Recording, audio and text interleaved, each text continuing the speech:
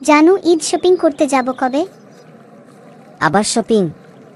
কিন্তু তুমি তো গত ঈদেই একটা শাড়ি নিয়েছিলে। ওমা, গত ঈদের শাড়ি কি এই ঈদেও পরা যায়? তুমি একটা পাঞ্জাবি কিনে 5 ঈদ চালিয়ে দাও, ঠিক আছে, কিন্তু আমি নতুন ড্রেস ছাড়া ঈদ করব না। আচ্ছা আচ্ছা, কবে যেতে চাও?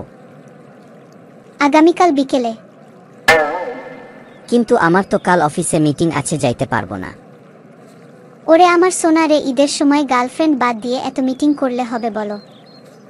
তোমার বসকে বলে চলে আসবা, যদি না আসো তাহলে কিন্তু আমি অন্য ডালে উড়াল দিব।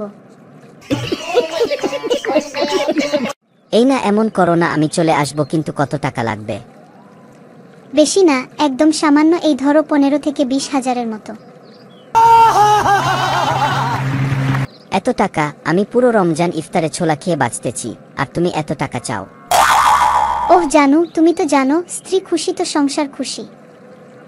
কিন্তু তুমি তো এখনো আমার স্ত্রী না। তো কি হয়েছে? প্র্যাকটিস তো করা লাগবে, তাই না? প্র্যাকটিসে যদি এত মারা খাই তাহলে ফাইনাল ম্যাচে যে কত খাবো।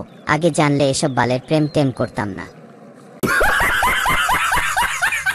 এই মনে মনে কি বলতেছো? আমি কি চলে যাব এখন তাহলে? আরে কি বলো এসব? আমি বলতেছিলাম কালকে কখন যাবা মার্কেটে? কালকে সন্ধ্যায় যাব। ঠিক আছে, এখন আমি বাসায় যাই সোনা, কালকে দেখা হবে।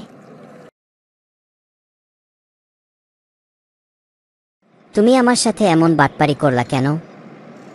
কি বাটপারি করলাম? 15-20 হাজার টাকার কথা বলে 50,000 টাকার মার্কেট করলা।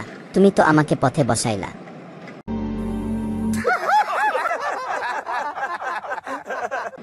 কি তুমি আমাকে এভাবে কথা শোনাচ্ছ? যাও, তোমার সাথে আমি আর থাকবই না, আজকেই তোমার সাথে আমার ব্রেকআপ। আহারে আমার ঈদ মার্কেট, আমার তো আমও গেল, সাথে ছালাও নিয়ে গেল।